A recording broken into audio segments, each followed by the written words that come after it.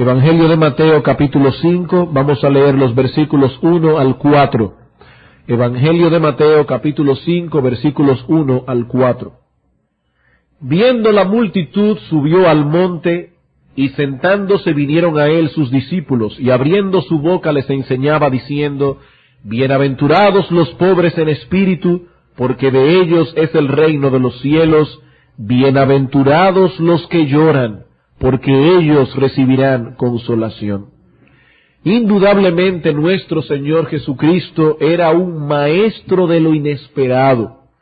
Cuando estudiamos sus sermones, vemos de inmediato que carecían de esas fórmulas preconcebidas, de esos clichés que suelen usar algunos oradores para adornar sus discursos. Cada palabra suya cuenta.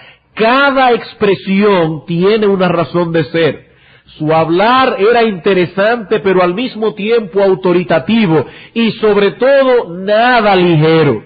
Jesucristo no atraía la atención de sus oyentes por medio de chistes o halagos, y la gente que lo oía predicar pudo ver esa diferencia desde el inicio mismo de su ministerio.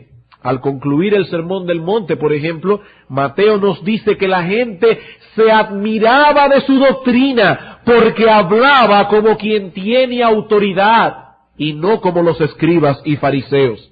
Y el apóstol Juan nos cuenta en el capítulo 7 de su Evangelio que en una ocasión unos alguaciles fueron a prenderle, pero se quedaron arrobados escuchándole predicar.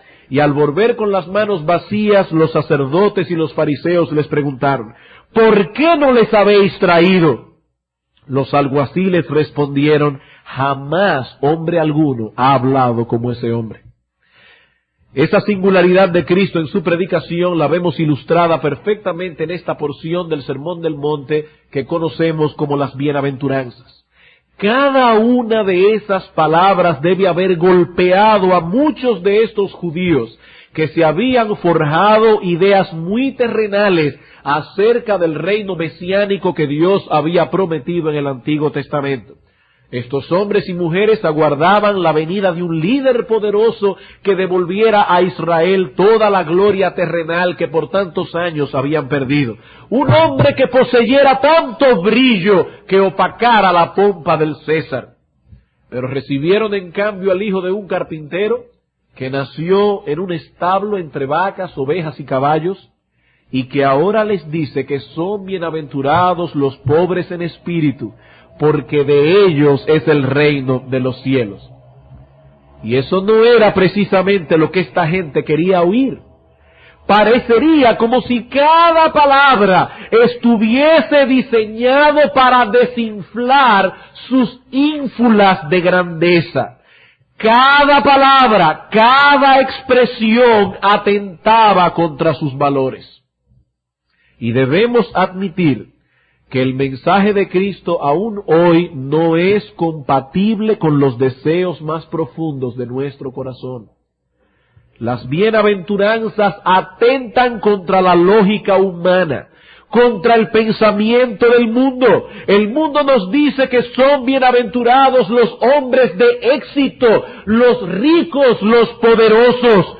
Pero el pensamiento de Cristo es diametralmente opuesto a esta idea. El Señor comienza su mensaje pronunciando una bienaventuranza por los nadie de este mundo, por aquellos que reconocen que delante de Dios no son nada, no poseen nada, y lo que es peor aún, no pueden por sí mismos salir de esa terrible condición en que se encuentran. De ellos, dice el Señor, es el reino de los cielos. Pero si esto resultó chocante, la segunda bienaventuranza es más extraña todavía. Bienaventurados los que lloran, porque ellos recibirán consolación. Esta no es la imagen que el mundo tiene de un hombre bienaventurado. El mundo desea imitar a aquel que da la impresión de que todo está bajo control, de que no existe ningún problema que ellos no puedan manejar. Estos hombres que el mundo imita están siempre bien vestidos, siempre sonrientes, siempre divirtiéndose, siempre satisfaciendo todos sus deseos. Esos son los hombres y mujeres bienaventurados. Parece que nada les preocupa, que son inmunes al dolor y a los problemas propios de esta existencia terrenal. Y el mundo dice, bienaventurados esos hombres. Parece que el mal no los toca, viven en una burbuja de cristal, tienen dinero para comprarlo todo, incluyendo a las otras personas. Bienaventurados esos hombres. Parece que no tienen ninguna razón para llorar, por lo menos no en público. ¿Y saben algo, hermanos? Aún la iglesia se ha visto tentada a copiar ese patrón. Muchos predicadores populares tratan de dar esa imagen que el mundo posee como prototipo del hombre bienaventurado. Y en sus sermones encontramos un marcado interés en hacer que la gente se sienta feliz, en hacer que la gente pase un buen rato, un buen tiempo escuchándoles, como Robert Schuller, por ejemplo, el de la Catedral de Cristal en California. Él dice, ¿cómo yo voy a hablar acerca del pecado, del infierno, del diablo, a personas que se pasan la semana entera estresados en su trabajo y vienen a la iglesia buscando un poco de solaz, un poco de paz y de quietud? ¿Cómo les voy a hablar de cosas que le inquieten? Y la gente sale de las prédicas de estos predicadores comentando, me gusta tal predicador, ¿es tan ocurrente en sus sermones? Ustedes pueden estar seguros de que eso no era lo que la gente decía de Cristo. El buen predicador debe ser interesante en su exposición, no que la gente se le duerme en las prédicas. Debe ser interesante su exposición, debe tener la capacidad de captar la atención de los que le escuchan, pero no haciendo uso de un lenguaje ligero. Este no es un lugar para hacer chistes, ni para entretener a nadie, sino para tratar con las almas de los hombres, almas inmortales que podrían estar escuchando hoy su último sermón, que podrían estar escuchando hoy la última exhortación de toda su vida, su última enseñanza, su última advertencia. No sabemos cuántos de los que están aquí hoy se presentarán en las próximas horas delante de Dios. Y eso no es un juego. Por eso decía alguien que no se puede ser payaso y profeta al mismo tiempo. O somos payasos o somos profetas, pero no las dos cosas a la vez. El predicador eficaz capta la atención de sus oyentes porque lo que dice toca sus necesidades espirituales más profundas. Él no está hablando en un vacío. Las personas salen convencidas de que ese hombre trató con su problema específicos. Y en ocasiones se preguntará incluso, ¿habrá sido por mí que dijo eso? Se sentirá acusado por la predicación de la palabra de Dios. Y eso fue lo que hizo Cristo durante su ministerio. Él no vino a entretener a la gente, sino a tratar con sus almas. Y no hay dudas de que el Sermón del Monte estaba tocando las fibras más íntimas de sus necesidades espirituales. Estos hombres y mujeres oprimidos deseaban ser felices. Por encima de cualquier otra cosa deseaban la felicidad. Y ahora Cristo les dice, bienaventurados, felices con una felicidad plena los que lloran, porque ellos recibirán consolación. Lucas recogió esta segunda bienaventuranza de este modo. Bienaventurados los que ahora lloráis, porque reiréis. Y luego añade, ¡ay de vosotros los que ahora reís, porque lamentaréis y lloraréis! Noten que no hay nada de malo en reír. Lucas dice, en su momento reiréis. Y en el Salmo 126 el salmista nos habla del gozo que experimentaron aquellos que volvieron de la cautividad, diciendo, entonces nuestras bocas se llenarán de risa. No hay nada malo en reír. Los que siembran con lágrimas segarán con gritos de júbilo. El que con lágrima anda llevando la semilla de la siembra, en verdad volverá con gritos de alegría, trayendo sus gavillas. Así que no hay nada pecaminoso en la risa per se. La risa tiene su lugar apropiado en el propósito de Dios, pero Cristo pronuncia un ay por la risa de este mundo, por aquellas cosas que hacen al mundo reír y que más bien deberían hacerlos llorar. Dice el autor de Romanos, el apóstol Pablo, que los hombres del mundo no solamente pecan, sino que se complacen con aquellos que pecan. Así que Cristo no está pronunciando un ay por la risa en sí misma, sino por el contexto mundano y pecaminoso en que esa risa fluye. Los que ríen como el mundo ríe, por las cosas que hacen al mundo reír, Cristo dice, tarde o temprano lamentarán y llorarán. Tarde o temprano lamentarán y llorarán. La bienaventuranza en el reino de los cielos es para los que lloran. Esto es paradójico, es contrario al pensamiento del mundo que solo busca divertirse. Pero debemos saber que todos aquellos que han conocido a Cristo y que ahora forman parte de su reino, conocen esta bienaventuranza por experiencia propia. Algunos dirán, pero pastor, si son bienaventurados, ¿por qué lloran? Y si lloran, ¿cómo pueden ser bienaventurados? Bueno, es acerca de esto precisamente que queremos hablar en esta mañana. Y para ello nos hemos trazado un plan de acción similar al que usamos para explicar la bienaventuranza anterior. En primer lugar, veremos este asunto desde un punto de vista negativo. ¿Qué fue lo que no quiso decir Cristo al decir bienaventurados los que lloran? Luego, en segundo lugar, pasaremos a considerar un punto de vista positivo, explicando el significado correcto de estas palabras, y finalmente veremos por qué son bienaventurados aquellos a quienes Cristo describe en el texto. Así que veamos en primer lugar el punto de vista negativo. ¿Qué no quiere decir Cristo en estas palabras? Podríamos decir que existen en el mundo tres tipos de lloro, básicamente. En primer lugar, el lloro natural. Es decir, aquel lloro producido por razones naturales. En segundo lugar, el lloro pecaminoso, aquel que viene como resultado de nuestro pecado y de nuestra rebeldía contra Dios. Y en tercer lugar, el lloro espiritual, aquel que es producido por la operación de la gracia de Dios en la vida de un hombre. El lloro natural, el lloro pecaminoso y el lloro espiritual. Cuando el Señor Jesucristo pronunció esta bienaventuranza sobre los que lloran, evidentemente no se estaba refiriendo a las primeras dos categorías, es decir, al lloro natural o al lloro pecaminoso. Por ejemplo, es natural que una persona llore la pérdida de un ser querido. Aún los cristianos lloran a sus muertos, incluso cuando éstos han partido para ir a la presencia del Señor. Esto no tiene nada malo en sí mismo. Escribiendo a los tesalonicenses, el apóstol Pablo consuela a estos hermanos en el contexto de algunos hermanos de la iglesia que habían muerto. Él quería instruirlos para que su tristeza no fuese como la tristeza del mundo, como la tristeza de aquellos que no conocen a Dios.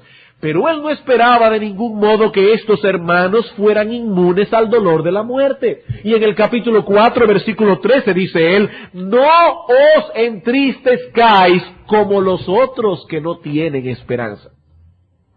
No es una prohibición absoluta a entristecerse, hay un contraste aquí. Dice el apóstol Pablo, algunos en la iglesia han muerto, han partido para estar con el Señor, sentimos su ausencia, su vacío en medio nuestro, y eso produce tristeza. Pero no os entristezcáis como aquellos que no tienen esperanza.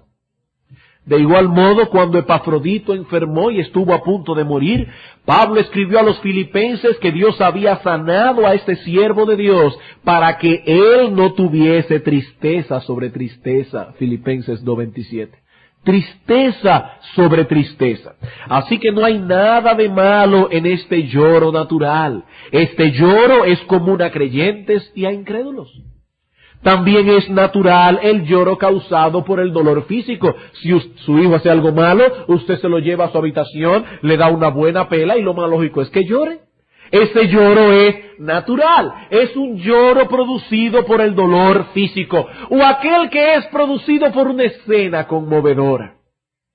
Vemos una película en televisión, tiene un final triste y terminamos llorando. Nuestras fibras más internas se conmueven y el resultado es llorar. Eso es natural. Ese lloro natural, insisto, no es pecaminoso en sí mismo, pero tampoco es bienaventurado. No es de ese lloro que Cristo está hablando aquí. De igual modo, hay un lloro que es pecaminoso, producido por nuestra propia corrupción, por nuestra rebeldía contra Dios, y ese lloro no tiene nada que ver con la bienaventuranza que pronunció el Señor Jesucristo en el Sermón del Monte. Como el lamento de Acab, cuando vio que su ambición quedó frustrada de obtener la viña de Nabot. ¿Recuerdan esa escena en el Antiguo Testamento? Era un lloro por no haber podido satisfacer su codicia. Muchas personas lloran cuando no logran llevar a cabo sus deseos pecaminosos. Tienen un anhelo, su anhelo es pecaminoso, y Dios tiene tanta misericordia de ellos que frustra sus deseos, y entonces lloran. Caín también lloró cuando Dios pronunció juicio sobre él por haber dado muerte a su hermano. Y yo pregunto, ¿acaso lloraba Caín por haber pecado contra Dios? ¿O acaso lloraba por haber tenido envidia de su hermano hasta el punto de perpetrar un homicidio? Por supuesto que no. Caín no lamentaba su pecado, sino más bien las consecuencias que habían venido sobre él por causa de su pecado. Un hombre borracho atropella a otro y cuando se da cuenta de lo que ha hecho llora y lo lamenta. Un ladrón es metido en la cárcel y lo lamenta y lo llora. Es el fruto de su pecado. Muchas personas lamentan el fruto que ha cosechado su maldad, mientras suspiran al mismo tiempo por la maldad misma. Si se les diera la opción de pecar sin fruto, pecarían rápidamente. Ellos no lamentan el pecado. Ellos anhelan el pecado, pero lamentan el fruto que sus pecados acarrean. En vez de abandonar su pecado, Caín se aferró a él, pero lamentaba que el juicio de Dios fuese tan severo. ¡Oh!, decía él, grande es mi castigo. No grande es mi pecado. Dice, grande es mi castigo para ser soportado. Él no veía la magnitud del pecado, sino más bien la magnitud del juicio divino. Eso es un lloro pecaminoso. Los que lloran así no son bienaventurados. Este lamento es más bien una maldición. Pablo llama a esto en 2 Corintios capítulo 7 versículo 10 la tristeza del mundo, y nos dice que esa tristeza produce muerte. Ese fue el lloro de Judas, que después de traicionar a Cristo fue y se ahorcó en vez de buscar arrepentimiento. Entonces, como podemos ver, Cristo no está hablando aquí del lloro natural, ni está hablando del lloro pecaminoso. ¿De qué es entonces que el Señor Jesucristo está hablando en el Sermón del Monte? Vamos a ver el punto de vista positivo ahora. Si tomamos esta bienaventuranza en su contexto, veremos de inmediato que se trata de un lloro espiritual. De un lloro espiritual. El Señor comienza diciendo, bienaventurados los pobres, ¿pero qué pobres? Los pobres en espíritu. Y ahora añade, bienaventurados los que lloran. Uno viene como resultado del otro. Hay una secuencia aquí que no debemos perder de vista. El pobre en espíritu tiene ahora una visión de sí mismo que no tenía antes. Él pensaba que era meritorio delante de Dios y delante de los hombres. Se comparaba con algunos y veía que aquellos eran más malos que él, y eso lo hacía sentir justificado. Después de todo, él no es tan malo. Pero un día, Dios tuvo misericordia de él y abrió su entendimiento para que comprendiera la santidad de Dios, sus demandas, para que pudiera evaluarse a sí mismo bajo esta nueva luz. Y entonces algo murió en su interior. Algo murió en él. Toda su confianza quedó desbastada.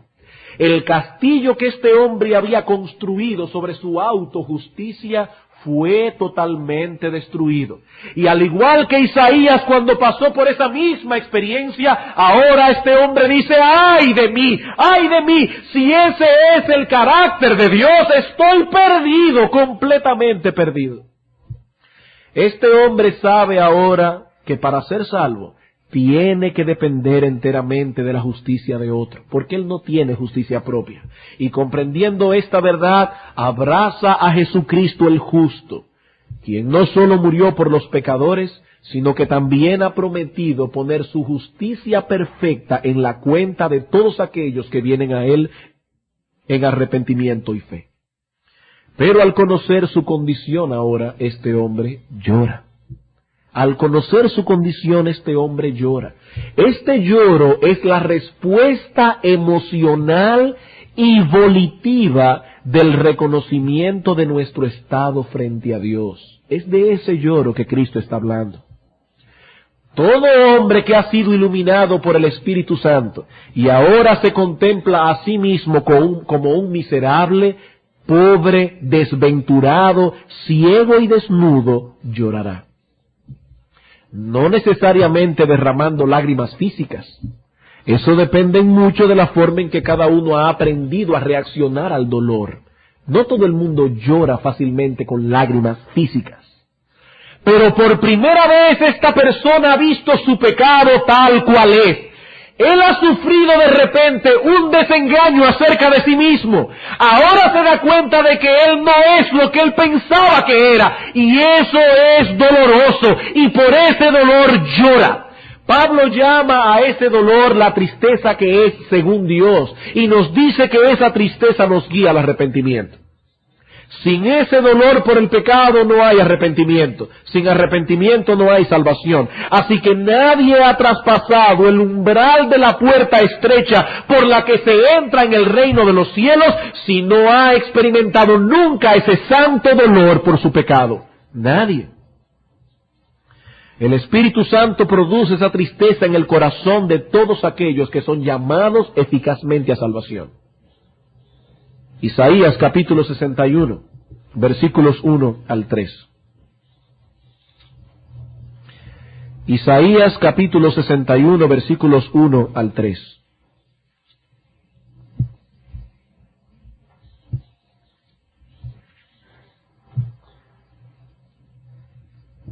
Debo recordar, hermanos, que este texto fue citado por Cristo en la sinagoga en Lucas capítulo 4 cuando comenzó su ministerio. Eso quiere decir que este texto está hablando acerca del ministerio mesiánico de nuestro Señor Jesucristo. El Espíritu de Jehová el Señor está sobre mí. ¿Sobre quién? Sobre el Señor como el siervo de Jehová. El Espíritu del Señor está sobre mí porque me ungió Jehová. Me ha enviado a predicar buenas nuevas. ¿A quiénes? A los abatidos.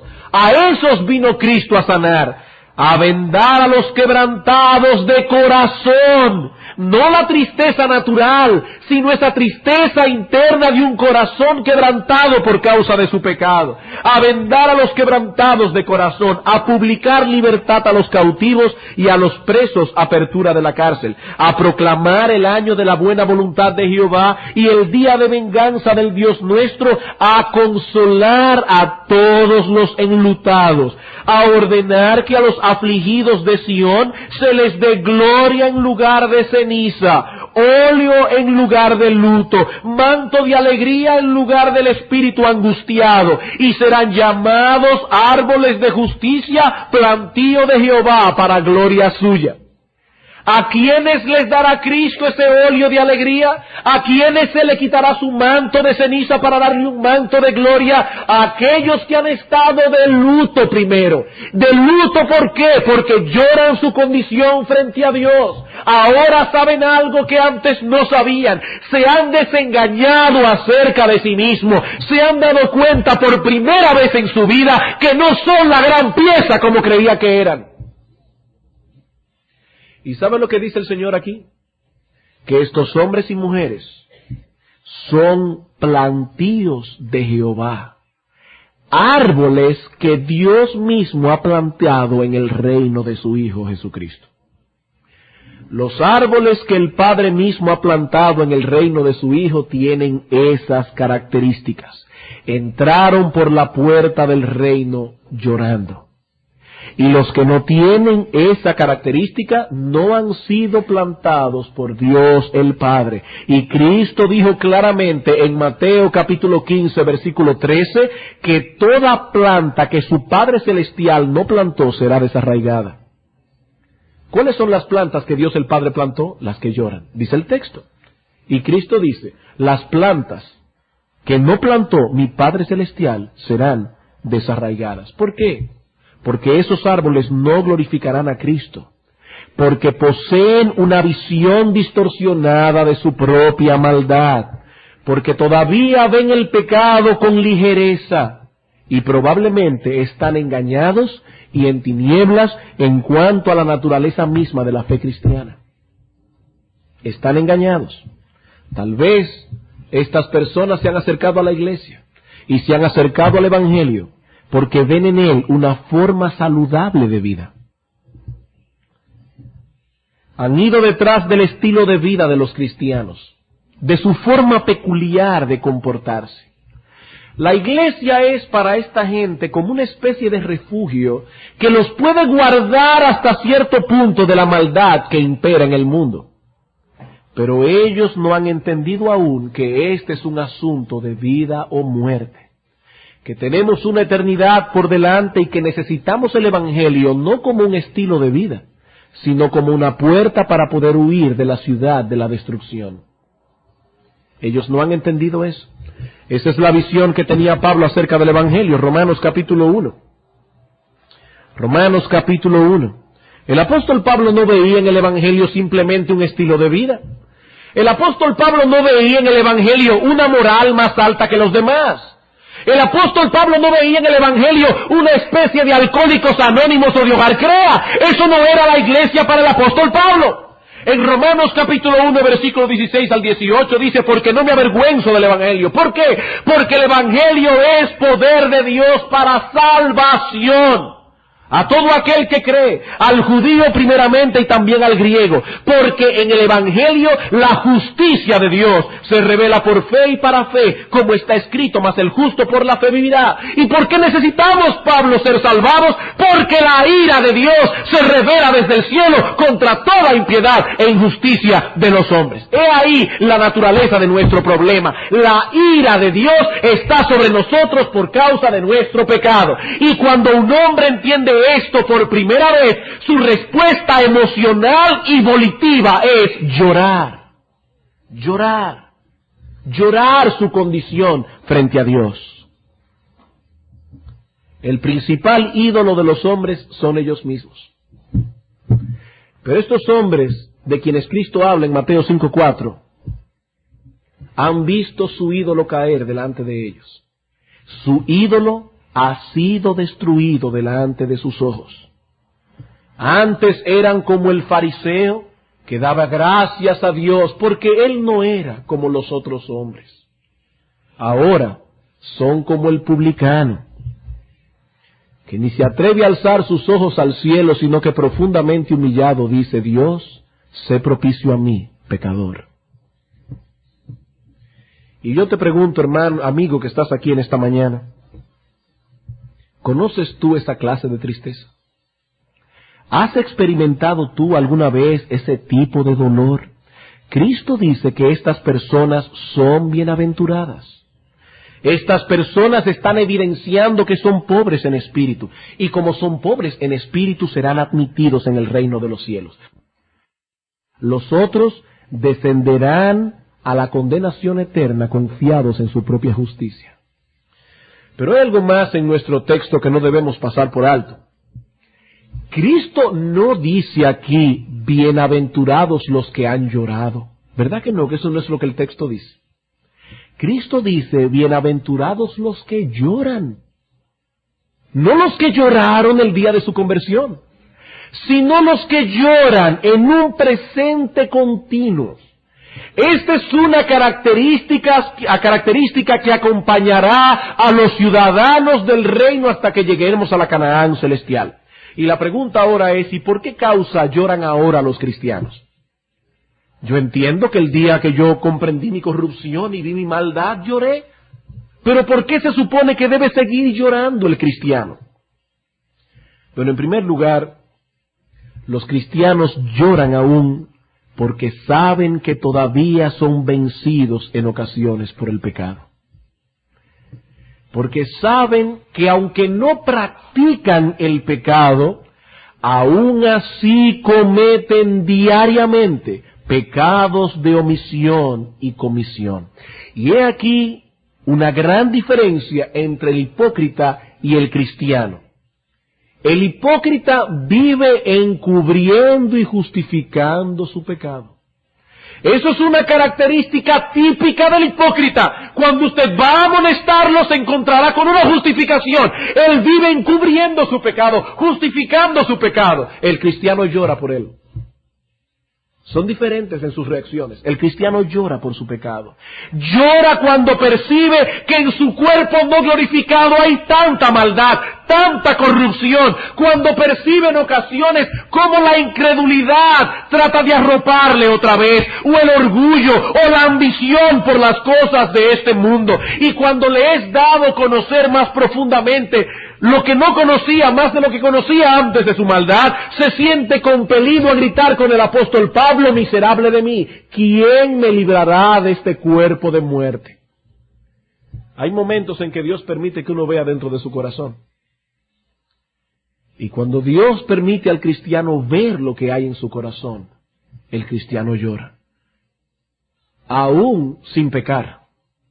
Aún sin pecar, llora solamente por saber que él es capaz de cometer ese pecado, aunque no lo haya cometido.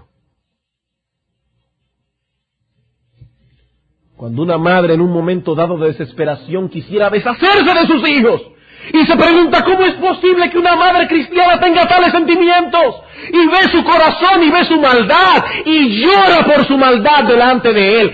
El cristiano lloró y seguirá llorando hasta que lleguemos al cielo y seamos librados de este cuerpo de muerte. Cuando estamos leyendo la Escritura y de repente nos vienen dudas a la mente, y dudamos acerca de la bondad de Dios, y dudamos por qué Dios hizo esto y Dios hizo aquello en el Antiguo Testamento o en el Nuevo Testamento.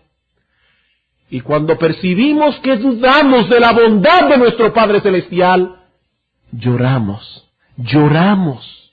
Nos duele saber que todavía tenemos suspicacias para con Dios. ¿Quién puede levantar la mano aquí, creyente, y decir que nunca le ha pasado eso? El cristiano llora. Llora cuando le vienen de repente a sus pensamientos horribles. Y se pregunta si los otros cristianos tendrán los mismos problemas que él tiene. Hermano, por lo menos consuélate en esto, tienen los mismos problemas que tú. Los mismos problemas que tú. Muchos de ustedes han escuchado hablar de David Brainerd, ese siervo de Dios que dedicó su corta vida a llevar el evangelio a los indios americanos y que murió antes de cumplir los 30 años en el 1747. Por la providencia de Dios, su diario íntimo vino a caer en las manos de Jonathan Edwards, el padre de su prometida, quien se tomó la libertad de publicar su diario para beneficio de todo el pueblo de Dios. Y en una parte de su diario, este santo hombre de Dios escribió lo siguiente: por la tarde salí a encontrarme con Dios, pero me sentí muy decaído, y Dios hizo de aquel un tiempo de humillación para mi alma. Lloré sobre el cuerpo de muerte que está en mí. Me dolía mucho por no poder orar y alabar a Dios con el corazón lleno de amor divino y celestial. Este hombre lloraba cuando percibía que habría frialdad en su alma. Y en otro lugar escribió: Dios me dio esta mañana una visión tal de mí mismo que lucí vil ante mis propios ojos. Sentí que la corrupción se revolvía en mi corazón. Y yo me pregunto, ¿qué cristiano verdadero no ha pasado alguna vez por esa experiencia? Pero el cristiano no solo llora por su pecado, sino también por el pecado de otros. Por el pecado de otros. Cuando Isaías tuvo aquella visión de la gloria de Dios en el templo, no solo dijo: ay de mí, porque soy hombre inmundo de labios, sino que añadió: y habito en medio de un pueblo que tiene labios inmundos. Lloró por su pecado, pero también por el pecado del pueblo. En el Salmo 119, versículo 53, David escribió: horror se apoderó de mí a causa de los inicuos que dejan tu ley. Y en el versículo 136 del mismo Salmo dice: ríos de lágrimas descendieron de mis ojos porque no guardaban tu ley.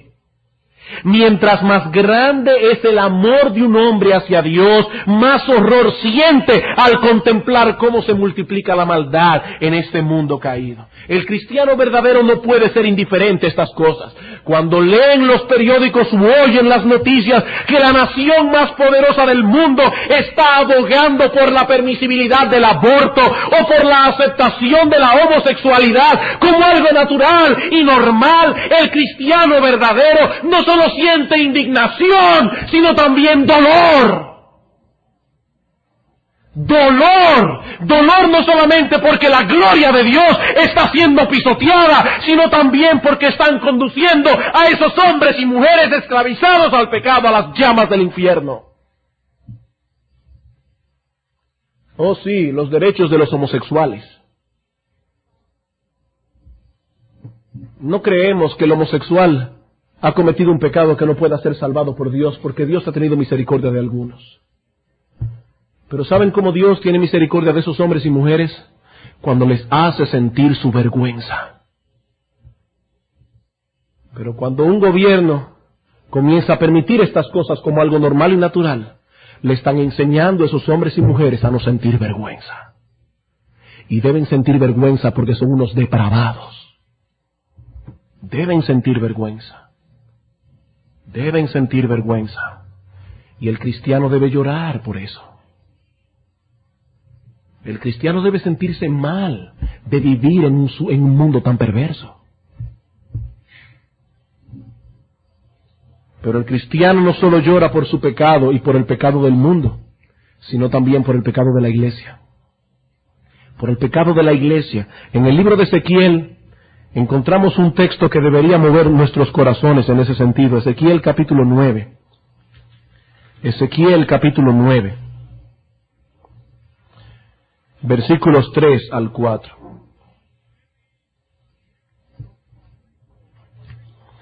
Y la gloria del Dios de Israel se elevó de encima del querubín sobre el cual había estado al umbral de la casa.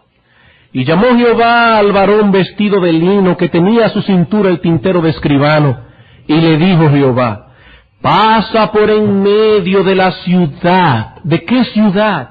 Por en medio de Jerusalén, y ponles una señal en la frente a los hombres que gimen y que claman a causa de todas las abominaciones que se hacen en medio de ella. No olviden, hermanos y amigos, que Jerusalén era la ciudad amada de Dios. Allí habitaban aquellos que habían entrado en pacto con Dios, pero se habían desviado terriblemente en su obediencia y se habían hecho abominables a los ojos de Dios. Pero en medio de tales abominaciones el remanente fiel gemía y lloraba. Su celo por Jehová de los ejércitos no les permitía permanecer indiferentes mientras el pueblo de Dios actuaba de esa forma.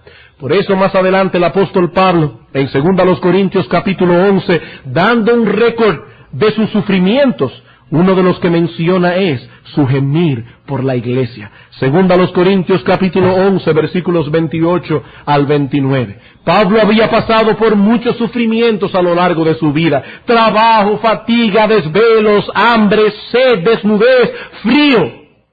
Y ahora dice en el versículo 28: y además de otras cosas, lo que sobre mí se agolpa cada día, la preocupación por todas, no por mí, sino por todas las iglesias. ¿Quién enferma y yo no enfermo?, dice Pablo. ¿A quién se le hace tropezar y yo no me indigno? Me causa indignación, dice el apóstol, que algunos cristianos se comporten de cierta manera. He ahí el sentir de un hombre fiel cuando ve a la iglesia de Cristo enfriarse en su amor a Cristo. cuando ve que algunas cosas en la iglesia, no en nuestra iglesia particular, en la iglesia de Cristo en sentido general, se hacen con ligereza, cuando ven que el arminianismo está carcomiendo el fundamento de muchos cristianos, cuando nota que mucha de la música cristiana de hoy no es más que un entretenimiento abominable delante de Dios, cuando ve que en los púlpitos no se denuncia el pecado, cuando no se frena el avance de la mundanalidad en la iglesia de Cristo. Y todo hombre fiel que ama a Dios debe dolerse por eso.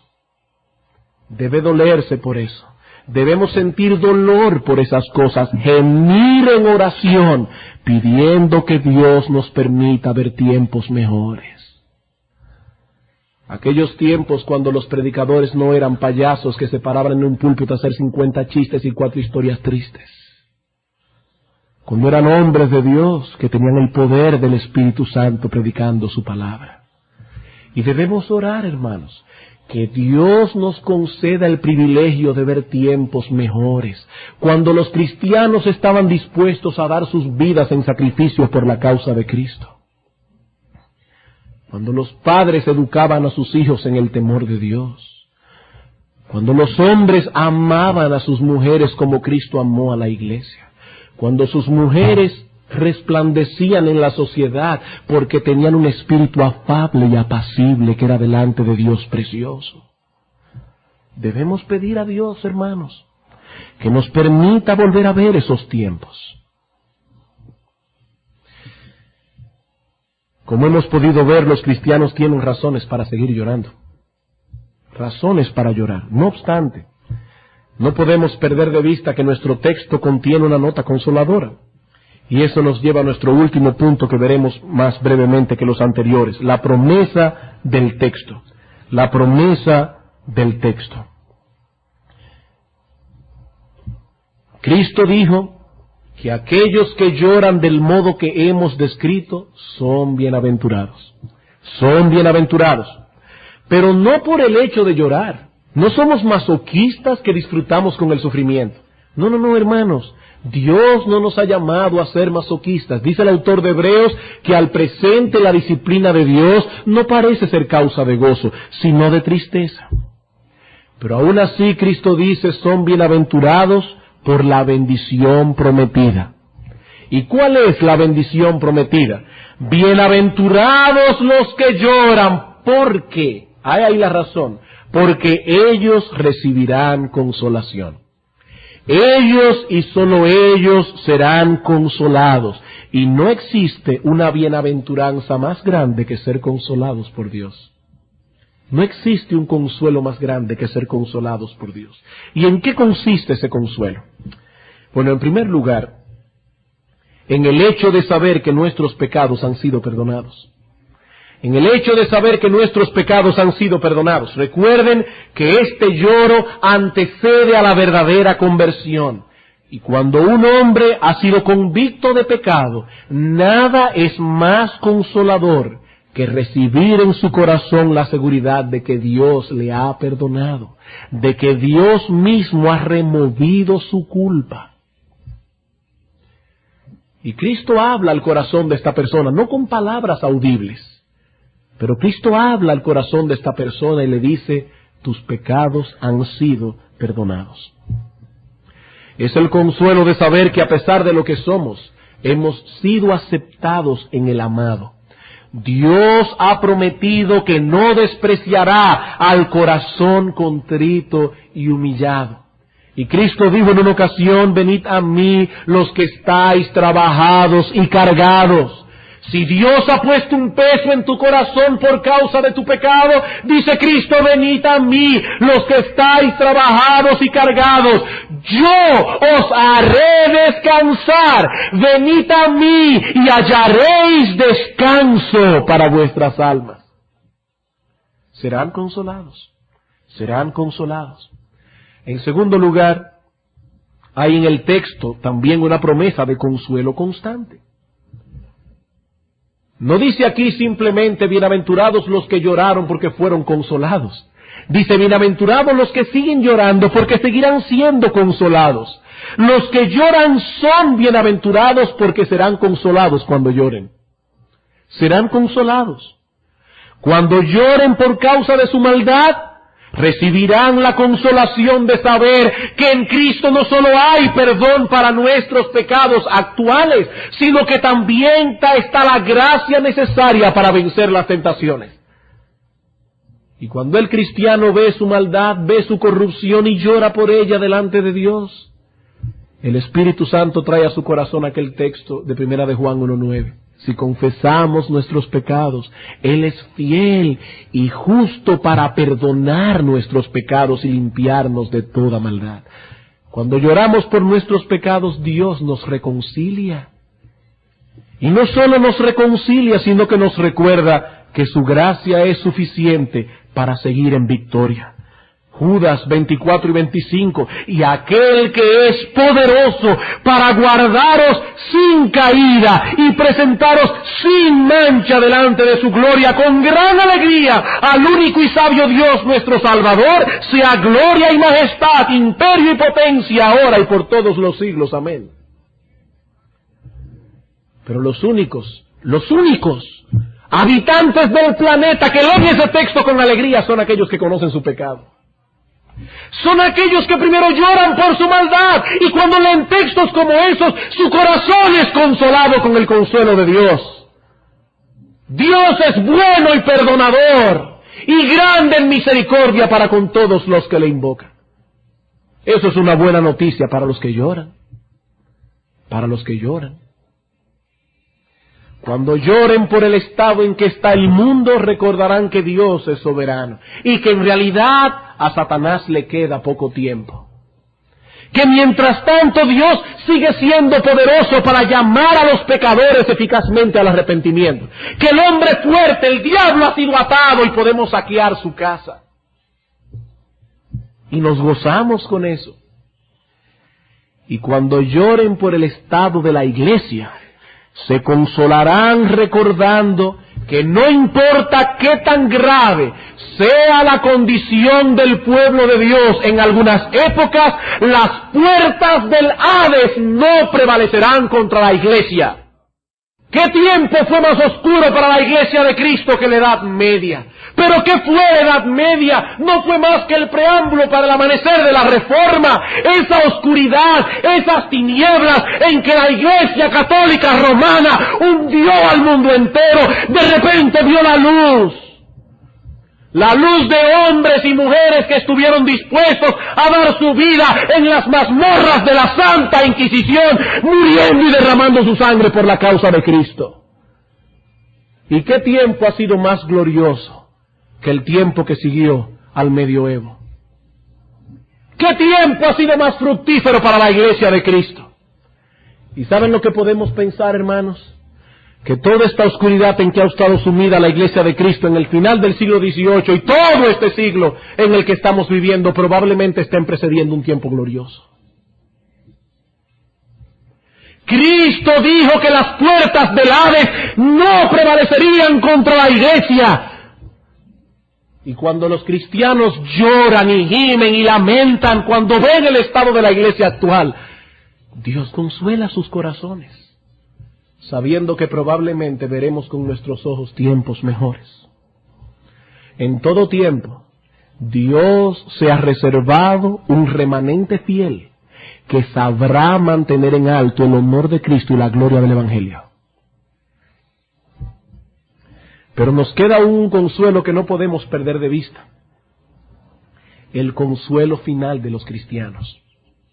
Cuando lleguemos a aquel lugar donde Dios enjugará toda lágrima de los ojos de ellos, y ya no habrá muerte, ni más llanto, ni clamor, ni dolor. Hermanos, al igual que en las bodas de Caná, Dios ha reservado el mejor vino para el final. El mejor vino. El diablo es como lo describe el mayordomo en el pasaje de Juan 2, da el mejor vino alante para meterte el estocado después. Pero Cristo no es así, Él da el mejor vino de último, el mejor vino para el final. Aquel rico que vivió su vida en deleites carnales y en un olvido total de las realidades eternas, finalmente fue al infierno, donde será atormentado por los siglos de los siglos. Pero ¿recuerdan lo que dijo Abraham acerca del mendigo que estaba a su puerta, ansiando que cayeran algunas migajas de su mesa? Abraham dijo: hijo mío, le dijo al rico, este ahora es consolado aquí.